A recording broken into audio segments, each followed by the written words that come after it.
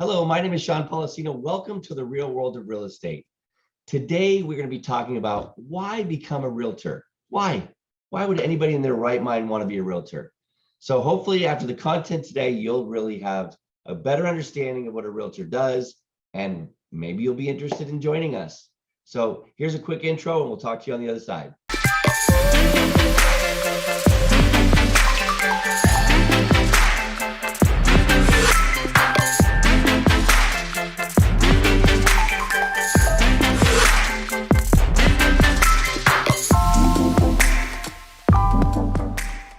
Welcome back. This is the real world of real estate. My name is Sean Policino.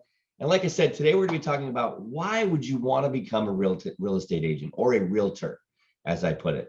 My channel here is about helping realtors grow their business, helping entrepreneurs, potential business people that are in other careers that may be considering being a real estate agent or a realtor.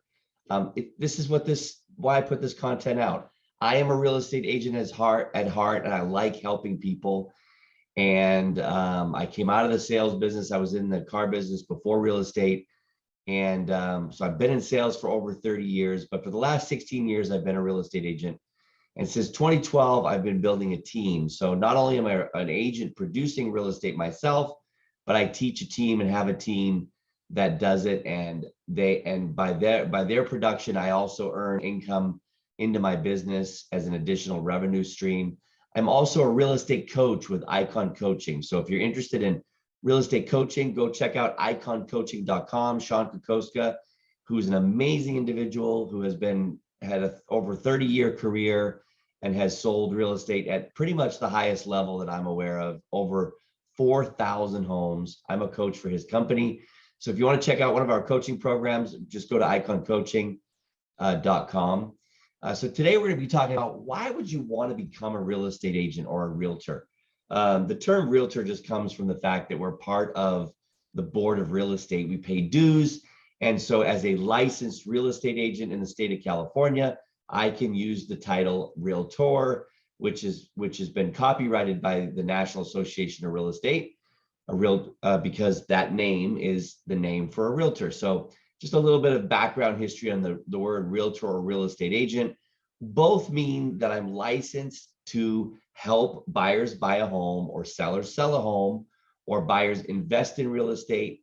We represent them and we get paid a commission split off of the position. We charge the seller a commission, and then that commission is then split, and part goes to the buyer's agent, half goes to the seller's agent, or whatever the split is, but typically it's 50%. So for me, I was in the car business and, looked at real estate because I owned a home personally and became a homeowner in 1991. I was in the car business since about 1991 as well, and 91, 92 actually, became a homeowner, and that was my first home, and saw how building equity in real estate was a pretty cool thing. I understood that renting was just throwing money out the window, and by owning a home, I'm building equity in my own wealth, personal wealth. Plus, I had to live somewhere, right? And so, I hated when I rented because the landlord was checking in on me. If I wanted to I couldn't make any improvements on the property. I paid the rent and that money was gone. I didn't see anything for it. Yes, when I buy a home, I'm paying interest, but I'm building equity. Real estate appreciates. Your car, you buy a car, it depreciates, but real estate appreciates, goes up in value, especially over time. And if you look here in Los Angeles County over the last 50 years, real estate has gone up 6.5% year over year. That's with the ups and the downs and everything in the middle. It's average 6.5%. So if I could take my rent and turn around and pay a mortgage with it, and I would get that appreciation, then why not?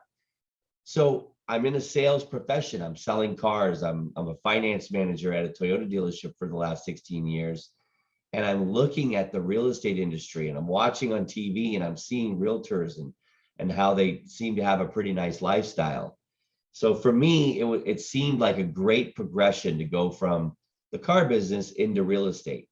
So maybe you're not in a sales business, but I'm here to tell you that real estate is a people business. It's really just about dealing with people and knowing how to ask questions. And it's not really sales. It's not like in the car business, I had to sell them a warranty. If they didn't buy that warranty, I didn't make any money. And with real estate, it's a relationship business. It's more about building relationships with people and being there when they have questions. It's a consultant, being there when they're ready to actually pull the trigger and buy a home or sell their home and buy a bigger home or whatever the reason is, or buy an investment property. I've owned rental properties. So, buying real estate for an investment purpose is buying a rental or flipping properties. Instead of actually doing that with your own money, you're helping people do it with their money. So, it being in the real estate industry could mean that you're actually buying real estate yourself, and that's great. I recommend you do that too. But what I'm talking here about is, why would you want to leave healthcare and come into the real estate world? Or why would you want to come out of the car business into the real estate agent role? Why would you want to come out of bookkeeping or come out of construction? Man, there's lots of reasons. I can think of construction because eventually physically it's just going to drain you, and your body's just not going to be able to take it. So real estate is you're sitting in an office and working with people over the phone and going out and actually looking at properties and meeting with sellers and showing them your marketing plan and why they would want to hire you as an agent. So all this is not hard labor. I mean, I don't have any calluses on my hands anymore. So from the standpoint of a physicalness, if your job is very physical, being a real estate agent can provide a great income. Does it have the predictability of a paycheck? That's a little different. I mean, you do have to budget, you do have to save money. There's things that you want to do differently, because those real estate transactions come a little bit fewer and far between, meaning when you first start out, you might average one transaction per month, which means 12 transactions per year, which means you'd be outpacing the average realtor by double, because the average real estate agent sells 6 homes a year. Let's just say you sold 12, that's one a month. So you get a paycheck every month. It's much like punching a time clock. So there is a little bit more planning involved, because if you're closing 6 transactions, you're closing one every other month. They don't come like a paycheck. So maybe you get a closing in January and a closing in March. So that you go February and April, or sorry, February without a check, and then March you get a check, and then maybe April you don't have a check. So you've got to take and budget that money and spend it over the period of time, so that when you're not getting a check, you're getting a thing. But if you're making 20 grand a month, or sorry, maybe you're making $5,000 a month in your job, and you close a transaction, and you close 12 transactions at $10,000 a transaction, that's $120,000 a year. Of course, as an agent, you do have other expenses. So as an employee, you don't have expenses. As an agent, you're going to have your member dues, your association dues, your MLS dues. You're going to have expenses for like business cards, and whatever office you're part of, they're going to charge you a monthly fee. So you have to budget for these expenses. That's true. But if you're making $120,000 a year instead of $60,000 a year at $5,000 a month, then you have more money to be able to budget. What else do you get from being a real estate agent? You get the ability to be your own boss. You don't have a boss over you. You literally are your own boss. So this has some pros and some cons. I mean, obviously you do need to be a somewhat disciplined person, to where you get up in the morning. If you're like me and you're working from home, you get up in the morning, you go up to your office upstairs, and you're in your office for 8 hours, just like you would be if you were working for somebody and punching a time clock. I still do that today. I still work a 5-day work week. Yeah, I might take a day off during the week and work a Saturday, but that's up to me. I'm doing that because I want to. I literally have ultimate control over my schedule. So, there's been a couple times in the last 16 years that I've actually gone and worked for somebody. One was when I was the team leader of a Keller Williams office. So I was still in the real estate industry, still had my real estate team and my real estate license. I still represented buyers and sellers as a real estate agent, but I was getting paid to be a real estate team leader of a real estate office with over 200 agents. And I had to be there because now I'm working for somebody. They told me when to be there in the morning, when I could leave at night, when I could take lunch. I got paid vacations, yes. But to be honest with you, my paycheck was capped at a certain amount, and I was exchanging time for money. There's a great book, Robert Kiyosaki's Rich Dad, Poor Dad. I recommend you read it. And in that book, you read about the cash flow quadrant. If you can imagine a square that's divided into 4 quadrants, and the top left-hand quadrant is the employee mindset. The bottom left-hand quadrant is where you go second. That is the self-employed or salesperson mindset. And as a business owner, I'm in the top right-hand quarter as a business owner. So there's a progression. And so I went from the salesperson, which is me being an agent and being a salesperson, and then me being a business owner and specializing in real estate.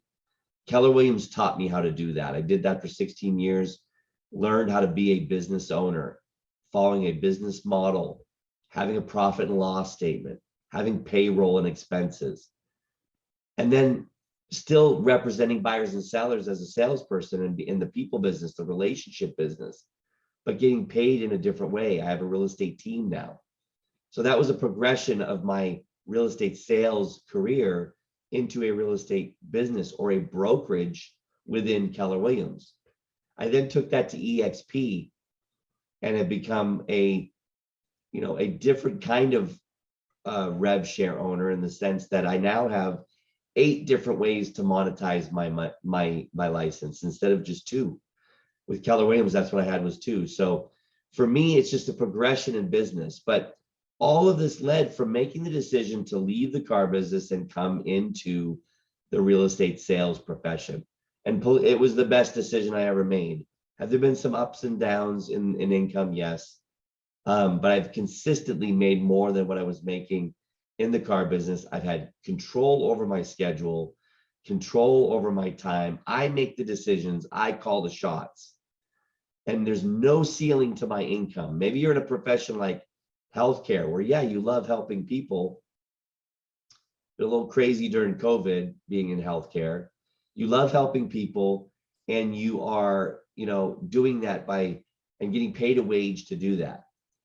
But you can have a 401k, you can have time off, you can make your own schedule, you can make more than you could make in healthcare selling real estate. I've had years where I've made $300,000, $400,000, $500,000 a year in real estate. Could you do that in healthcare? Probably not. Could you do that as a bookkeeper? Could you do that in construction? Probably not. That's more than some attorneys have made. So real estate in that sense, my wife says, she's like, I don't love real estate. She doesn't love calling people and chasing people and, keeping in contact. She doesn't love that part.